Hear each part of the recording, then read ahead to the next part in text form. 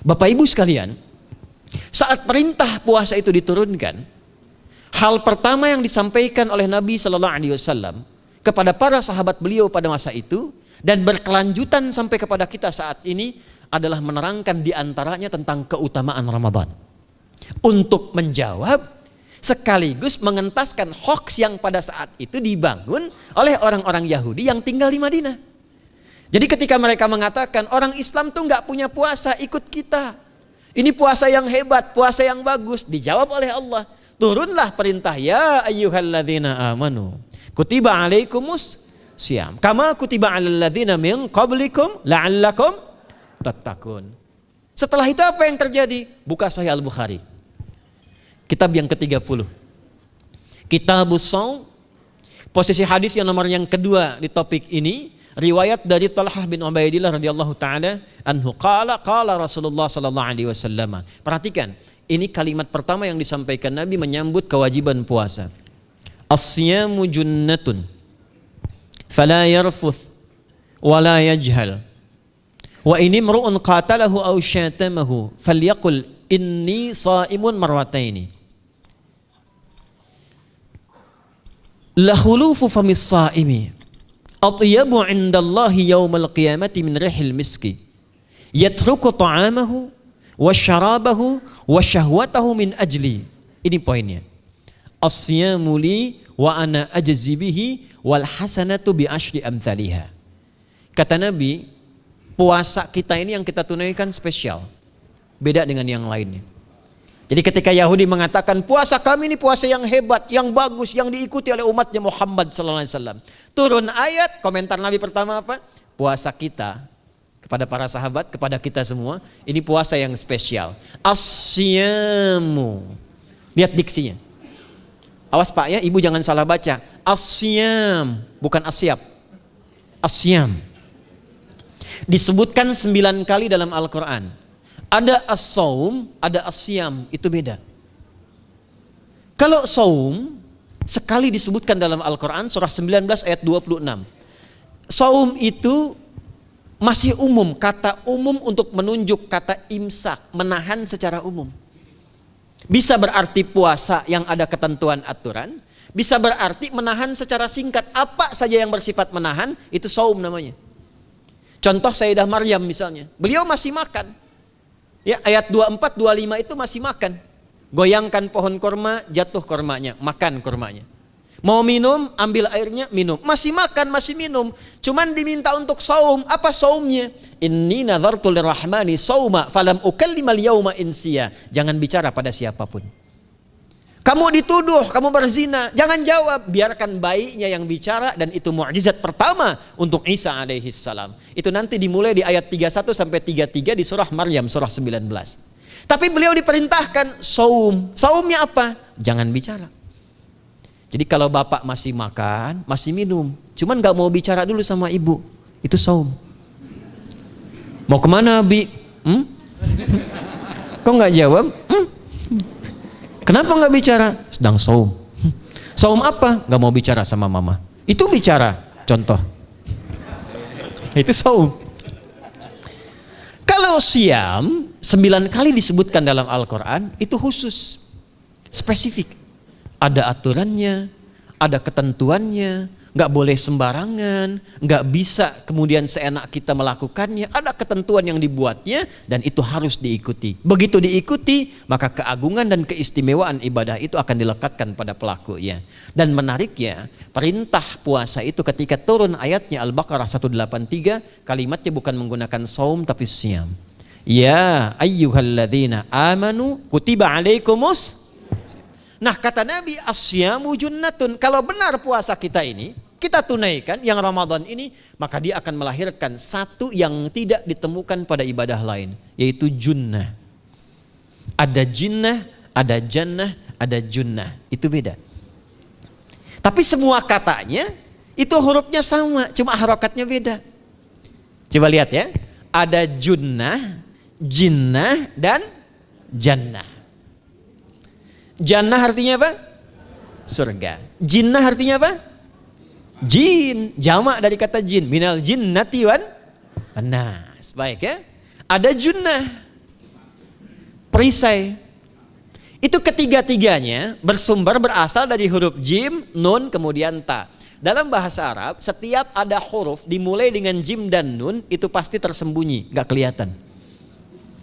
Saya ulang ya, setiap ada huruf dimulai dengan jim dan nun kalimatnya itu pasti gak nampak, gak kelihatan. Janin kenapa disebut janin? Karena masih tersembunyi dalam rahim ibundanya, gak kelihatan. Begitu keluar tampak jadi bashar, jadi bayi yang terlihat. Jin kenapa disebut dengan jin? Karena nggak nampak. Makanya fitrah jin itu Pak, Ibu, fitrahnya tersembunyi. Jadi kalau ada jin melakukan penampakan, itu jin sedang punya masalah. Betul, itu nyata. Dan yang lebih punya masalah, ada orang-orang manusia yang mencari-cari penampakan jin. Itu sedang kurang sehat itu. Ya, betul, karena jin itu dipasangkan di Al-Quran dengan ins. 18 kali pasangan ini disebutkan, itu lawannya langsung. Jadi jin tersembunyi, ins nampak. Ins itu kelihatan, makanya makhluknya tampak. Jadi kalau ibu ada bapaknya pulang ke rumah sembunyi-sembunyi, itu bapak sedang menjadi? Bukan.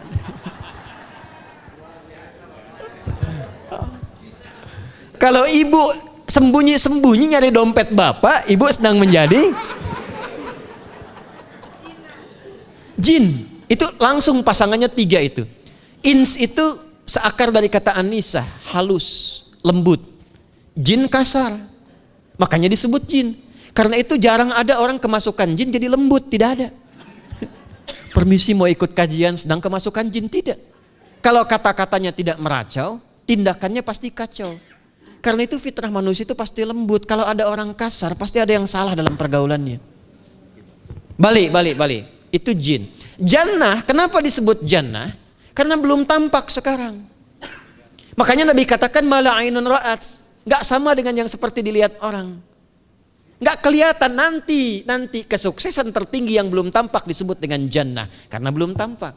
Junnah itu perisai yang bisa langsung membentengi kita dari setan secara otomatis. Tapi nggak kelihatan. Karena itu kenapa ujung puasa disebut la'allakum tatakun itu dari kata takwa. Takwa itu dari kata wikoyah. Wikoyah itu artinya perisai. Nah, perisainya tidak tampak dalam diri kita. Tapi kalau terbiasa menunaikan ibadah puasa ini, kata Nabi, yang pertama kali akan terjadi pada orang yang puasanya benar, dia akan mendapatkan perlindungan berupa perisai dari Allah, hasil dari latihan puasanya yang dapat membentengi dia dari setan. Jadi ciri khas puasa Ramadan itu kalau sukses ditunaikan, itu akan terjauh dari godaan setan. Setan itu provokator yang memang hanya mengarahkan pada keburukan. Jadi dia nggak kenal benar. Lawannya malaikat. Malaikat nggak kenal salah, Pak. Nah, supaya terbentengi dari itu semua, kata Nabi SAW, kita itu dihadiahi sekarang oleh Allah. Satu ibadah yang kalau dilakukan ibadah itu akan mengakumulasi ibadah-ibadah yang lainnya, yang saat bersamaan dahsyatnya ibadah ini bisa menghadirkan junnah, perisai yang membentengi dari setan. Karena itu ketika dilakukan ibadahnya, saat yang bersamaan bisa ditahan maksiatnya, ditingkatkan amal solehnya. Setan kan ngajaknya pada yang salah kan? Malaikat ngajak pada yang soleh. Ramadan itu keutamaannya kalau sudah tiba Ramadan, itu selalu kita terdorong pada yang saleh dan tertahan untuk yang salah. Itu hebatnya puasa Ramadan. Kalau nggak percaya silahkan Pak Ibu sekalian. Cuman Ramadan yang saat datang waktunya bisa menghentikan orang berbuat maksiat. Gak percaya cek. Orang yang punya sifat marah semarah-marahnya, itu saat Ramadan bisa berhenti marah. Buka jam 6 kurang seperempat ada yang provokasi. Dia bisa tahan marah tuh, istrinya bingung, tumben Pak nggak marah, entar habis maghrib. Bisa ditahan. Orang dusta bisa nggak dusta. Dan saat yang bersamaan, teman-teman sekalian, Bapak Ibu, itu bisa terdorong berbuat meningkatkan amal soleh. Sekarang kita keluar dari sini, ada yang minta, belum tentu dikasih. Nanti Ramadan tiba, sudah nyatet berapa yatimnya, berapa du'afanya. Amal soleh naik. Sekarang ada orang ketinggalan sholat fardu terlambat masih biasa. Ramadan ketinggalan sunnah itu gelisah. Betapa ibu-ibu para pejuang yang sangat luar biasa itu berjuang memperebutkan saf pertama setelah maghrib untuk menaruh sejadah. Ah, ini pelakunya nih. Tapi itu hebat, Bu. Saya tanya ibu kalau berjuang naruh sejadah setelah maghrib atau bahkan sebelum maghrib, itu sejadah disimpan di saf itu untuk ngejar sholat apa? Tarawih, bukan isanya. Saya tanya pada ibu, tarawih itu hukumnya sunnah atau wajib? Sunnah. Ramadan tuh jangan kan yang fardu, ketinggalan sunnah bisa gelisah. Itulah Ramadan. Dan pada saat itulah ketika amal soleh dikerjakan, amal salah ditinggalkan, datanglah junnah, itu perisai yang mengikat setan. Itu yang dimaksudkan di hadis Muslim. Di topik yang ke-13 namanya Kitabus Syam. Hadis yang pertama dari sahabat Abu Hurairah. An Abi Hurairah radhiyallahu ta'ala anhu, anin Nabi sallallahu alaihi wasallam qala, "Idza jaa Ramadhanu." Redaksi yang pertama. Redaksi yang kedua yang bintang 3 di bawahnya. "Idza kana Ramadhanu." Redaksi ketiga yang bintang 4 di bawahnya. "Idza dakhala Ramadhanu." Muhammadiyah itu harus tahu dalil. Tahu dalil tuh, ya. Idza jaa Ramadhanu, idza kana Ramadhanu, idza dakhala Ramadhanu, futtihat abwabul jannati aw abwabur rahmati. Wa ghulliqat abwabun nari aw abwabu jahannam. Wa sulsilatis syayatinu aw sufidatis syayatin. Ini maknanya. Kalau Ramadan sudah tiba, kata Nabi, maka dibukakanlah pintu-pintu surga. Para ulama berbeda pendapat dalam tafsir tentang hadis ini. Pintu-pintu surga ada yang mengatakan real dibuka. Ada yang mengatakan dengan penafsiran metafor. Pintu surga itu pintunya lewat amalan. Ada 8 pintu surga kata Nabi dalam hadis yang lain, ya. Fil jannati thamaniyatu abwabin fiha babun yusamma ar-rayanu la yadkhuluhu illa as-shaimun fa idza dakhaluhu ughliqa. Di surga itu ada 8 pintu surga. 8 itu ternyata di hadis lain pintunya semua amal soleh.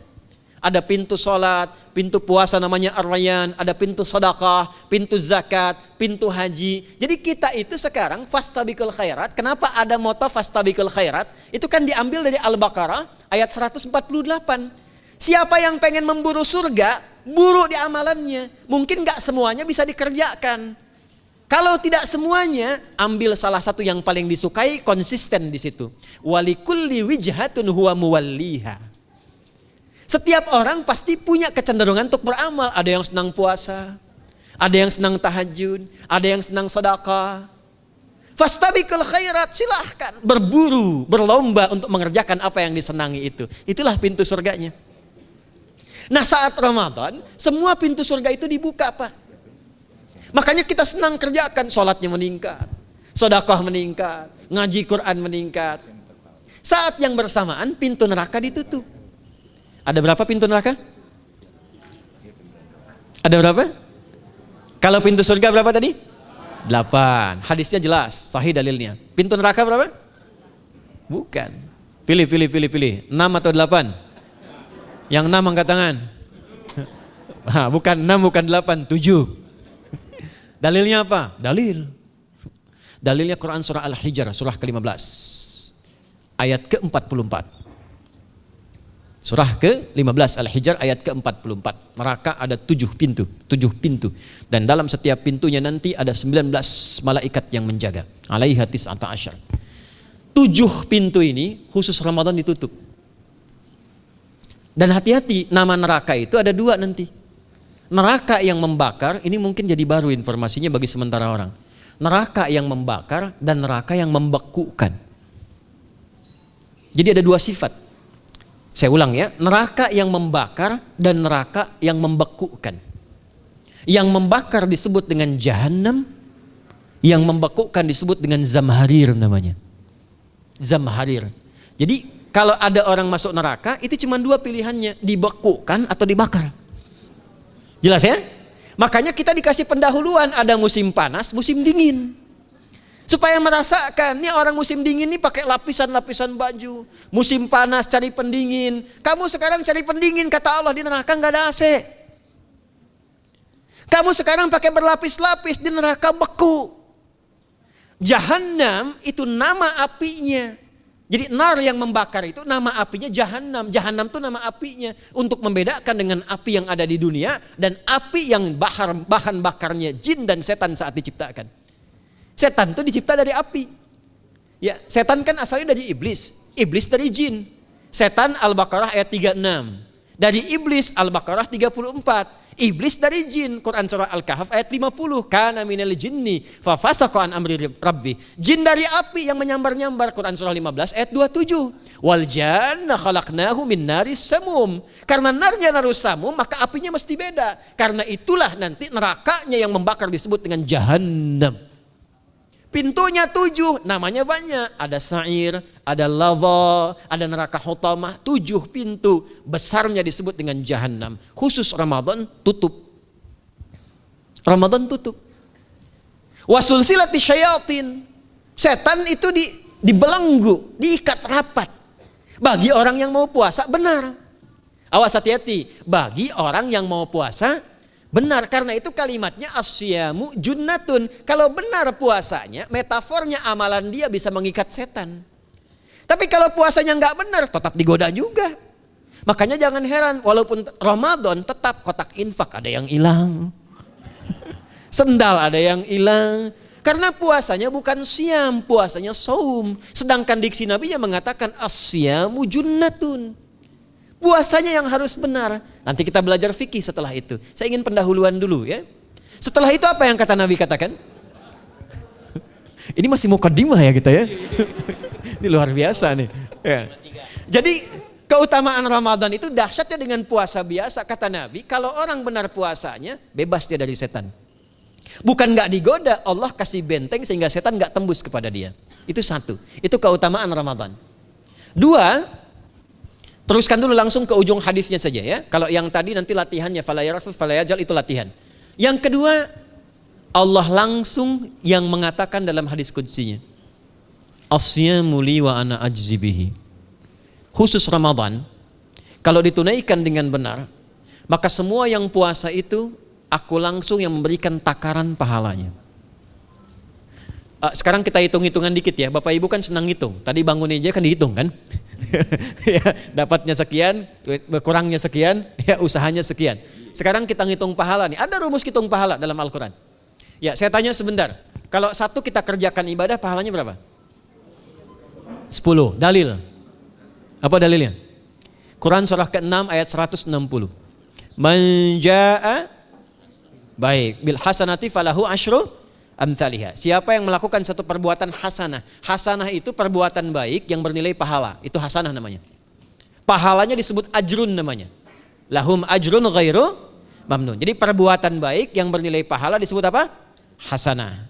Ya, eksekusinya, implementasinya disebut amal soleh.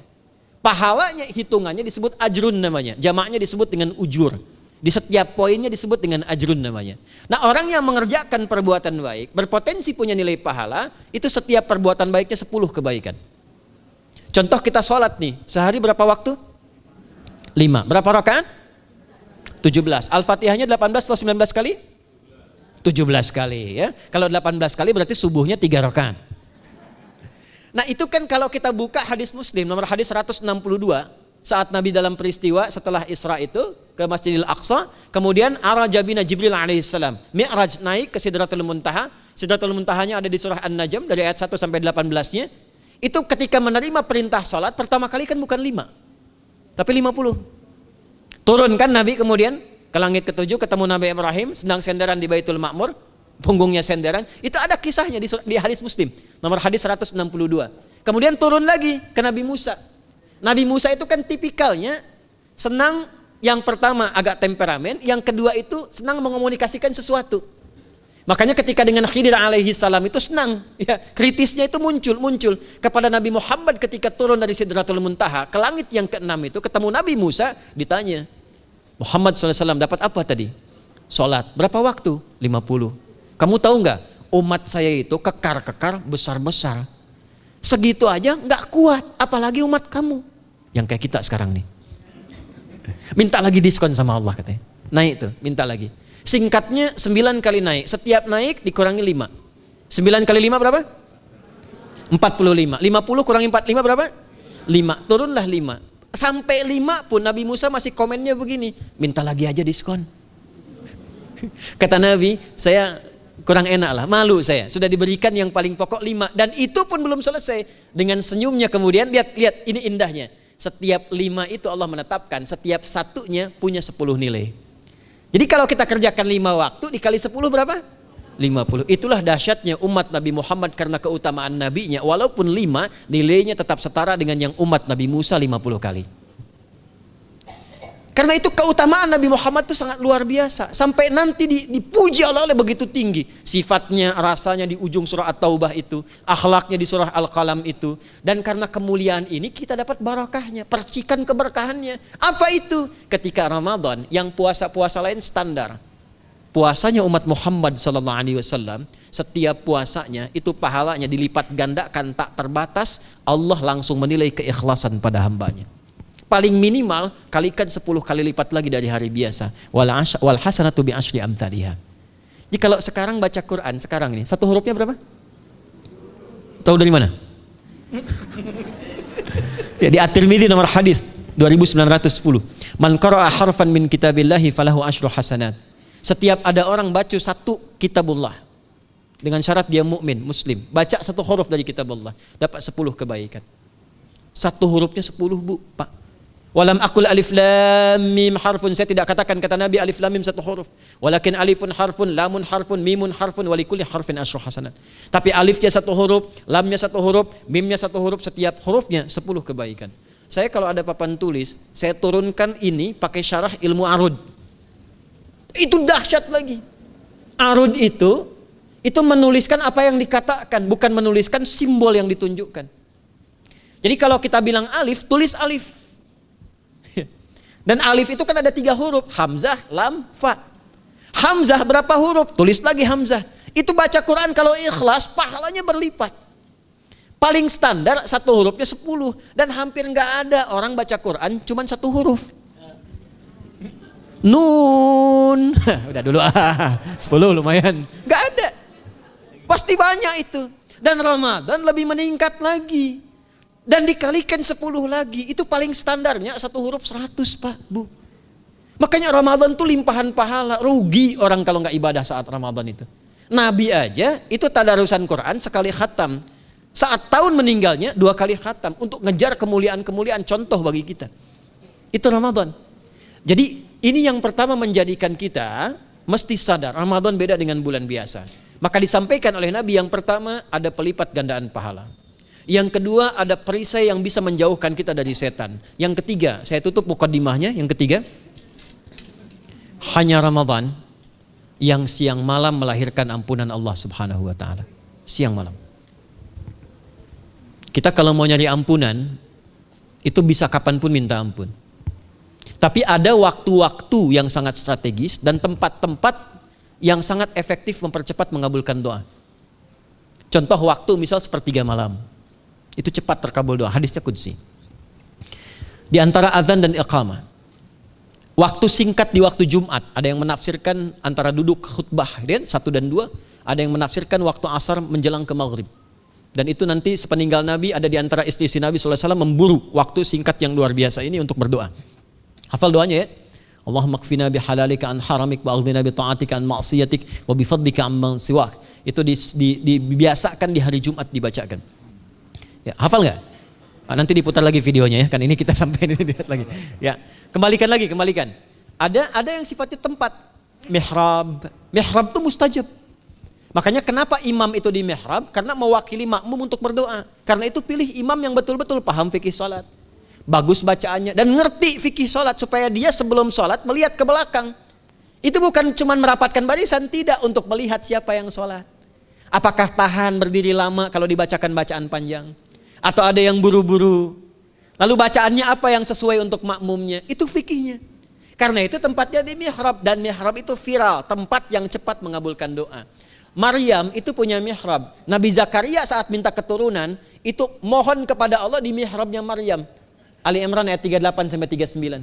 Hunalika da'a Zakaria rabbah qala rabbi habli min ladunka dzurriyyatan thayyibah innaka sami'ud du'a. Fanadatul malaikatu wa huwa qa'imun yusalli fil mihrab. Cepat terkabul doa. Masjid cepat terkabul doa. Tapi Ramadan itu menggabungkan semuanya. Enggak usah tunggu sepertiga malam. Siangnya diampuni, malamnya diampuni. Apa dalilnya? untuk malam lekat dengan ibadah qiyam namanya. Man qama ramadhana imanan wahtisaban ghufira lahu ma taqaddama min. Siapa yang mampu menghidupkan Ramadan di malam harinya. Dan jangan salah Bapak Ibu sekalian, awas jangan salah ya. Ramadan itu satu paket ibadahnya. Bukan cuma puasa. Ramadan satu paket, ada paket siang, ada paket malam. Dan gak ada paket hemat. Full. Ada siang, ada malam. Dan itu semua sama, cuma beda satu huruf. Hadisnya sama, ibadahnya juga diksinya sama, cuma beda sehuruf. Malamnya qiyam, siangnya siam. Awas ya, malamnya apa? Qiyam, siangnya apa? Siam. Cuma beda satu huruf. Dan itu satu paket. Jadi kalau Anda tertinggal, jangan Anda lah, jangan kita. Kalau ada orang yang tidak mengerjakan semalam, misalnya qiyamnya, cuman siamnya, sah puasanya, benar sesuai rukun, sah. Cuman tidak sempurna keutamaan Ramadannya. Karena itu Allah mengatakan kalau sedang puasa, sempurnakan dengan ibadah malamnya. Itu ada di Al-Baqarah ayat 187. Tsumma atimmus siyama ilal lail. Muqaddimatul lail, maghribnya untuk puasa, lail atasnya untuk qiyam. Orang yang mampu menghidupkan ibadah malam, jangan salah ya, nanti kita mulai puasa, insya Allah yang pertama dimulai ibadah malam, qiyam, bukan siam. Jadi jangan terlampau soleh, puasanya nanti nunggu fajar. Malam itu qiyam. Nah qiyam ini ada potensi ampunan dosa Pak Bu. Jadi kalau kita manfaatkan ibadah ini dengan benar, misal ya, kita kan nggak tahu ajal nih. Tiba kemudian kita manfaatkan qiyam bangun, ditunaikan dengan benar, itu Masya Allah. Meninggal misal dalam sujud, itu jaminannya, ghufira lahu ma taqaddama min dzambi. Siapa yang benar ibadah qiyamnya, sampai detik itu, ditunaikan karena imannya, ikhlas karena Allah, saat bersamaan dia introspeksi diri, begitu dia tunaikan, misal dia meninggal, misal saja, semua dosa-dosa yang pernah dia tunaikan diampuni pada saat itu. Ma itu tanpa batas. Ma taqaddama min dzambi, ma semua yang pernah dia kerjakan dalam hidupnya. Karena itu viral. Sayyidah Aisyah itu pernah minta petunjuk pada Nabi di hadis Muslim. Bertanya pada Rasulullah, ya Rasulullah, kalau malamnya saya pengen ibadah dan qadar Allah bertepatan dengan malam Al-Qadar, apa yang saya minta? Itu sampai diajarkan oleh Nabi doanya, dan doanya sahih. Di At-Tirmidzi dikuatkan lagi dengan lebih lengkap redaksinya. Kata Nabi, kalau engkau bersamaan dengan itu malam hari bangun, bersamaan, faquli, katakanlah, Allahumma innaka afuwun karim tuhibbul afwa fa'fu anni. Nanti di hadis yang Muslim, Allahumma innaka afuwun, di At-Tirmidzi ada kata karimnya, innaka afuwun karim tuhibbul afwa fa'fu anni. Itu malam Bu. Biasanya nunggu sepertiga malam, waktu sahar. Ya, jadi waktu sahar itu waktu singkat menjelang fajar. Kalau subuh sekarang 4:08, itu kira-kira sahar tuh jam setengah 4 lah, ya, 3:30 sampai jam 4 itu namanya sahar, bukan lail. Kalau lail dari ba'da isya sampai sahar. Sekarang isya setengah 8 misalnya, jam 8 tuh sampai setengah 4 namanya lail. Jelas ya? Lail tuh malam, jamaknya layali. Turunannya lela, lili, lala itu malam. Ya, ibu leli, ibu malam-malam gitu ya. Gitu. Nah itu waktu menjelang fajar setelah lail sahar, jamaknya ashar. Ashar itu disampaikan di Al-Quran waktu terbaik untuk istighfar. Quran surah 51 ayat 18. Wabil ashari hum yastaghfirun. Yang biasa istighfar berpeluang dapat ridho Allah dan disiapkan surga terbaik melebihi kemewahan dunia. Itu ada di ayat ke-16, 17, 18. Ya, dari ayat 15-nya, 16-nya, 17-nya adalah untuk yang saharnya, 16-nya itu kalimatnya. Ya, 16-nya yang dengan mengatakan Rabbana amanna faghfir lana dzunubana wa qina adzabannar. Ayat 17-nya as-sabirina was-sadiqina wal qanitina wal munfiqina wal mustaghfirina bil ashar. Itu hari biasa seperti sekarang. Ramadan dari ba'da isya sampai terus lagi sampai masuk waktu fajar, siangnya pun masih ada ampunan Allah. Man shoma ramadhana imanan wahtisaban ghufira lahu ma taqaddama min. Saya tanya sekarang, siapa yang enggak punya dosa boleh angkat tangan? Yang dosanya banyak boleh angkat tangan. Tuh, saking banyaknya kita nggak bisa ngangkat. Sekarang rubah kalimatnya. Yang ingin masuk surga angkat tangan. Insya Allah. Yang ingin surga Firdaus angkat tangan. Tuh, maka ironi itu tampak dalam perilaku kita. pengen ke surga, tingkatan Firdaus, tapi ngaku dosa banyak. Itu dia. Maka Allah punya sifat Rahman dan Rahim. Rahman untuk dunia, Rahim untuk akhirat. Maka diberikanlah kesempatan Ramadan untuk menggugurkan semua dosa itu. Karena itulah Bapak Ibu sekalian, penting kita menyiapkan, karena nunggu Ramadan itu nggak mudah. Dan nggak semua orang itu akan sampai kepada momen yang dimaksudkan. Karena itulah malaikat Jibril itu langsung komen. Ya, jadi ada dua riwayat nih, Nabi yang berdoa, malaikat yang mengaminkan, ada malaikat yang berdoa, Nabi yang mengaminkan. Jadi Nabi akan naik memberikan tausiah di mimbarnya. Mimbar Nabi itu ada 3 gundakan. Begitu naik ke gundakan pertama, ada 3 gundakan. Lalu tibalah kemudian beliau bersabda. Ada riwayat Nabi yang berkata, malaikat mengaminkan. Ada riwayat sebaliknya, malaikat yang berkata, Nabi mengaminkan. Raghima'an forajulin. Awas, hati-hati nih. Raghima'an forajulin. Liman adraka Ramadhana falam yughfar lahu. Terhina di hadapan Allah Subhanahu wa taala. Kotor dirinya. Bu'dan, jauh dari rahmat Allah. Liman adraka Ramadhana, siapa yang sudah disampaikan ke bulan Ramadan falam yughfar lahu, tapi tak mampu mendapat ampunan Allah Subhanahu wa taala. Karena itulah saya ingin cepat. Satu, kenapa Ramadan istimewa? Karena ada ampunan Allah yang sangat luar biasa. Kenapa Ramadan istimewa? Karena ada pelipat gandaan pahala. Kenapa Ramadan istimewa? Karena ada peluang untuk menjauhkan dari setan. Dan yang terakhir, Ramadan istimewa karena semua waktu siang dan malam mempercepat terkabulnya doa.